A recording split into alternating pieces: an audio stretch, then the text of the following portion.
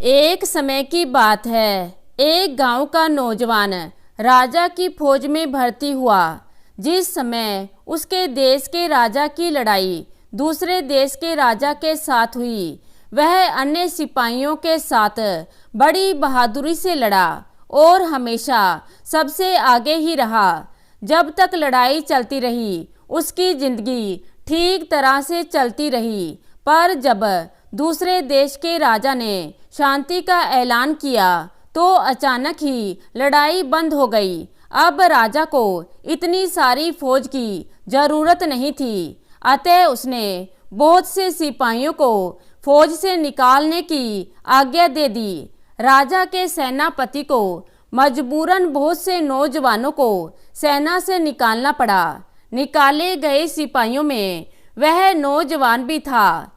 नौकरी से निकलने के बाद उसे वापस अपने भाइयों के पास जाना पड़ा, क्योंकि उसके माँ बाप की मृत्यु हो चुकी थी। जब उसने कुछ समय तक उनके पास रहने की इच्छा व्यक्त की तो उसके दोनों भाई उसे लंबे समय तक अपने पास रखने के लिए तैयार नहीं हुए।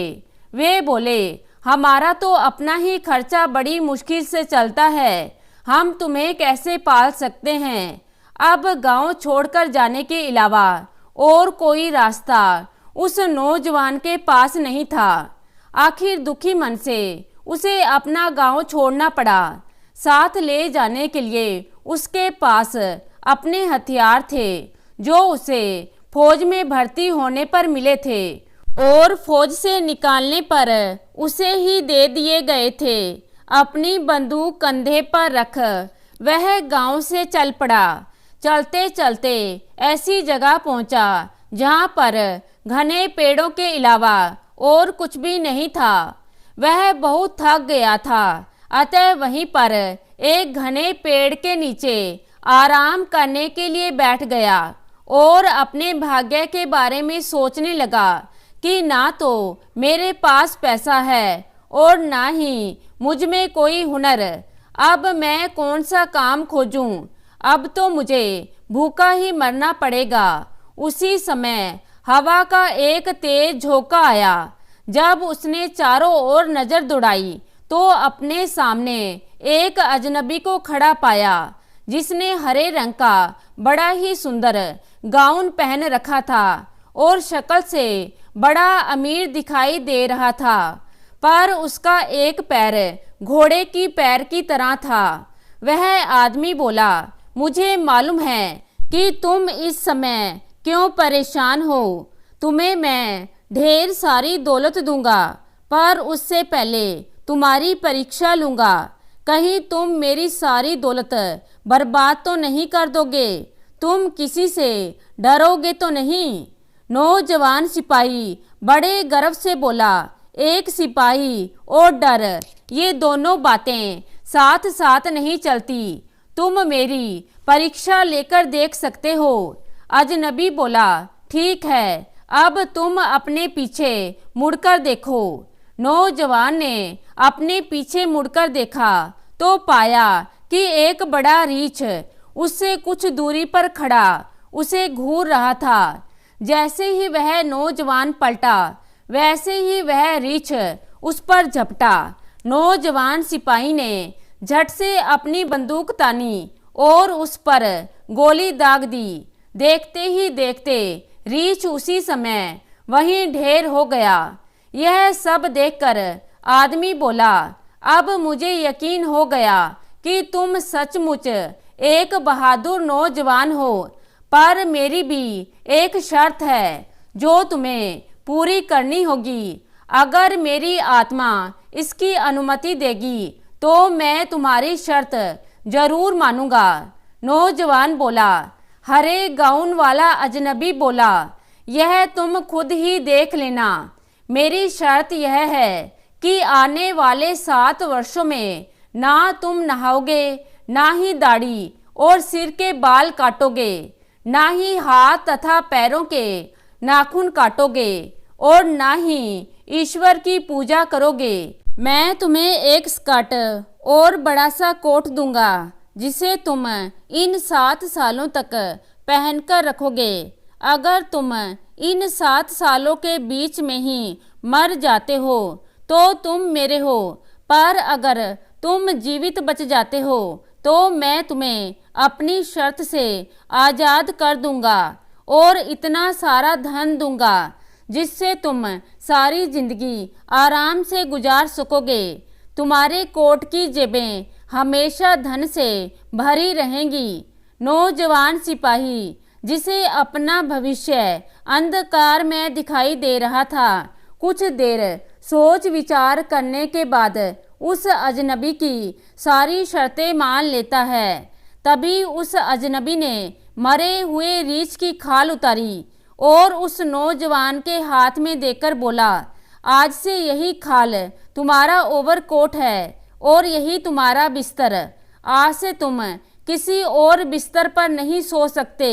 फिर उसने वही खाल उस नौजवान के कंधों पर डाल दी और उसे एक नया नाम भी दिया। वह नाम था रीछ की खाल वाला।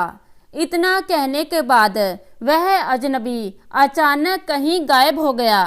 नौजवान सिपाही ने जब उसे अपने कंधे पर डाला तो वह एक ओवरकोट बन गया और जब उसने उस ओवरकोट की जेब में हाथ डाला तो देखा कि उसकी जेब में पैसा ही पैसा था। उस अजनबी की बात सचमुच ही सच निकली। अब नौजवान सिपाही भी उस घने जंगल से बाहर निकला। उसने मन ही मन सोचा कि अपनी मजबूरी के कारण उसे उस शैतान की सारी बातें माननी पड़ी। वह ईश्वर की प्रार्थना भी नहीं कर सकता, पर वह इस धन से गरीबों का भला तो कर सकता है। इतने सारे धन का उसे क्या करना। 1 साल तो किसी तरह बीत गया, पर दूसरा साल शुरू होते ही उसका सारा मुंह दाढ़ी और सिर के बालों से ढक गया। हाथों और पैरों के नाखून भी बहुत बढ़ गए। महीनों ना नहाने की वजह से पूरा शरीर मिट्टी से भर गया था। जो कोई भी उस नौजवान को देखता डर के मारे भाग जाता, पर जब वह अपनी जेब से निकाल कर लोगों को पैसा बांटता तो कुछ उससे पैसा लेने के लिए उसके पास आ जाते थे। वह उन सब से अनुरोध करता था कि वह ईश्वर से उसके लिए प्रार्थना करे कि वह इन 7 सालों के बीच में मरे नहीं। पैसे लेने वाले लोग उसके लिए प्रार्थना करते। वह जहाँ कहीं भी रहने की जगह ढूंढता तो घर का मालिक डर के मारे उसे अपने घर में जगह देने से भी कतराते थे। अगर वह किसी सराय या होटल में जाता तो मालिक उसे दूर से ही भगा देते, पर जब वह उन्हें ढेर सारा पैसा दिखाता तब कहीं जाकर उसे रहने के लिए कोई अकेला सा कमरा वे दे देते। इसी तरह धीरे धीरे 3 साल बीत गए और चौथा साल शुरू हो गया। अब तो उसकी शक्ल बहुत ही भयानक हो गई। रीछ के बालों की कोट की तरह ही उसकी सारी शक्ल हो गई। लोगों को यह पहचानना भी मुश्किल हो गया कि वह कोई आदमी है या 2 पैर वाला कोई वन मानुष। चौथे साल में एक बार घूमते घूमते एक सराय में कुछ दिन रहने के लिए वह पहुंचा, पर सराय के मालिक को केवल उसकी आवाज़ सुनाई दी। उसका चेहरा उसे दिखाई नहीं दिया। उसके पास खड़े रहना भी उस सराय के मालिक के लिए मुश्किल हो गया, क्योंकि उस नौजवान के शरीर से बहुत बदबू आ रही थी। उस सराय के मालिक ने अपनी सराय में तो क्या, अपने अस्तबल में भी उसे ठहराने की जगह देने से इनकार कर दिया, क्योंकि उसे डर था कि कहीं इस आदमी की शक्ल देखकर उसके घोड़े अस्तबल छोड़कर ना भाग जाएं। जब नौजवान सिपाही ने उस सराय के मालिक के सामने ढेर सारा पैसा रखा तो उसने सराय से दूर नौकरों के लिए बनाए गए कमरे में उसे रहने की अनुमति दे दी, पर उससे वचन लिया कि वह जब तक वहाँ रहेगा तब तक अपने कमरे से कभी बाहर नहीं निकलेगा, नहीं तो उसके डर से कोई भी उस सराय में रहने नहीं आएगा। नौजवान सिपाही ने उसकी सारी शर्तें मान ली, पर जब शाम के समय नौजवान सिपाही अकेला अपने कमरे में बैठा यह सोच रहा था कि उसके 7 साल पूरे क्यों नहीं हो रहे हैं, वह इतनी भयानक जिंदगी और कैसे जी सकता है। तभी उसे अपने बराबर वाले कमरे में से किसी आदमी की जोर जोर से रोने की आवाज़ आई। वह बड़े ही दयालु स्वभाव का इंसान था, अतः अपने कमरे का दरवाज़ा खोलकर बाहर निकला। उसने देखा कि साथ वाले कमरे में एक बूढ़ा आदमी अपना सिर पीट पीट कर रो रहा है। रीछ की खाल वाला वह नौजवान उसके पास पहुंचा तो उसकी चीख बाहर तक सुनाई देने लगी। वह बूढ़ा डर के मारे अपने कमरे से बाहर भागना चाहता था।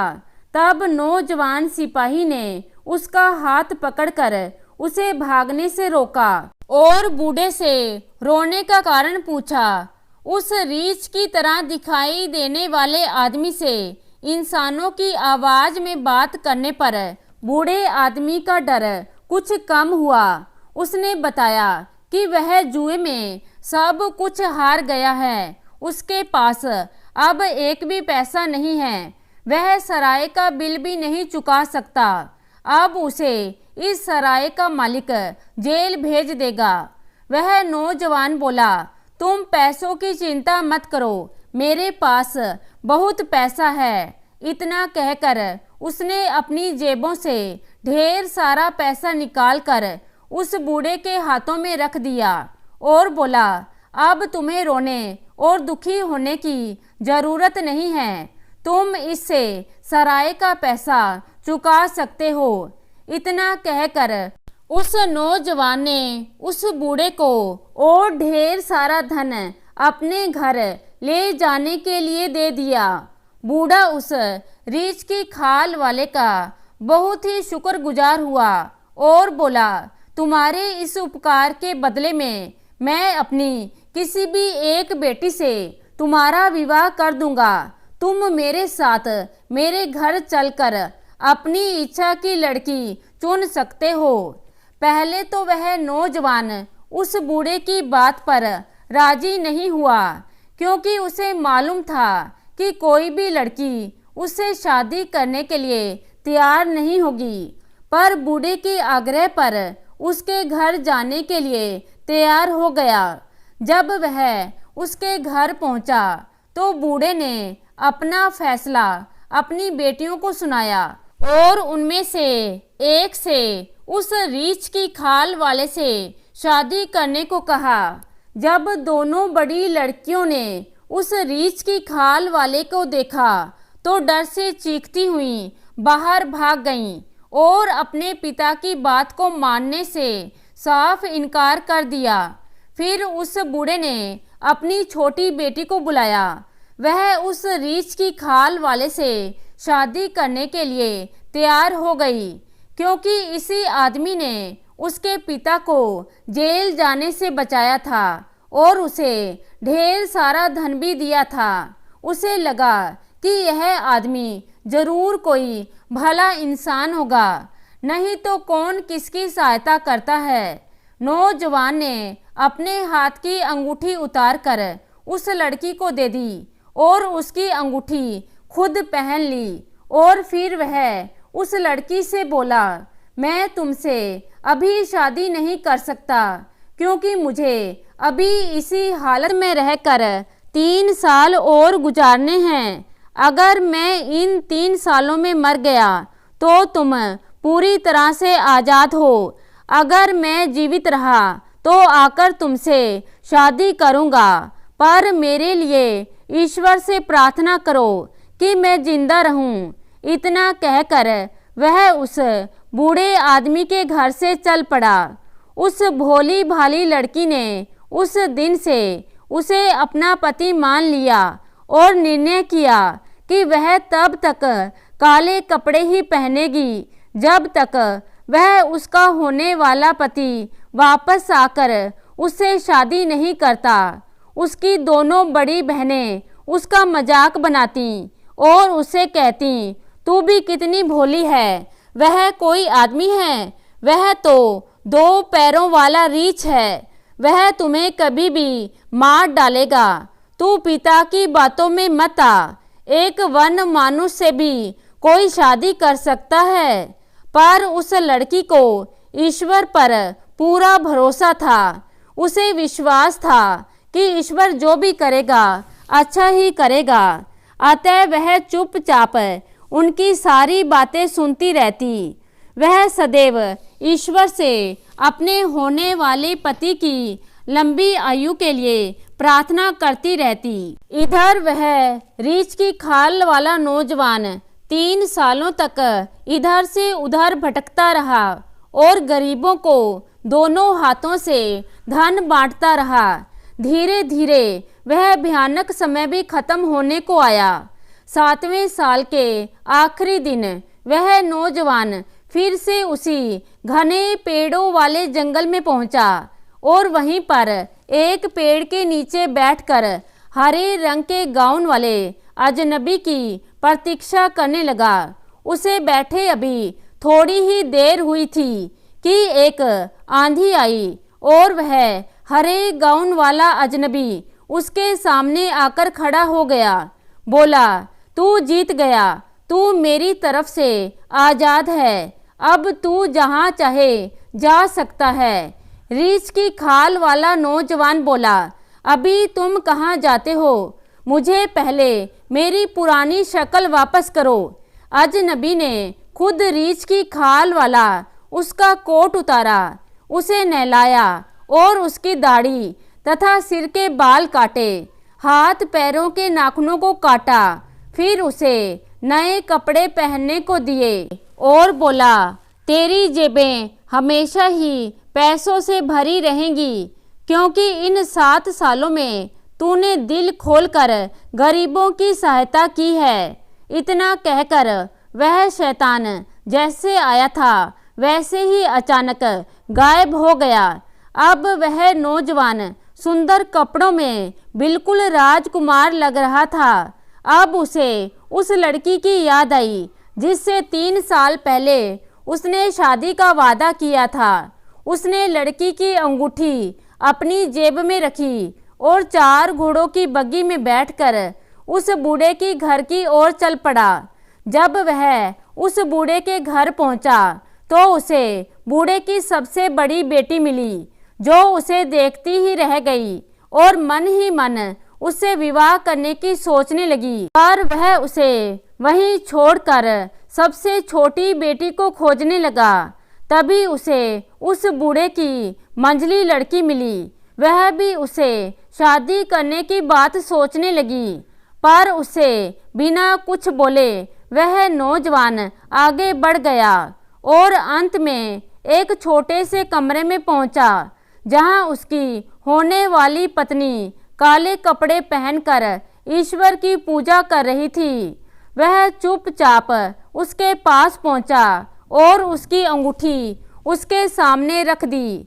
लड़की अंगूठी देखकर पहचान गई कि यह वही आदमी है जिससे शादी करने के लिए वह राजी हो गई थी।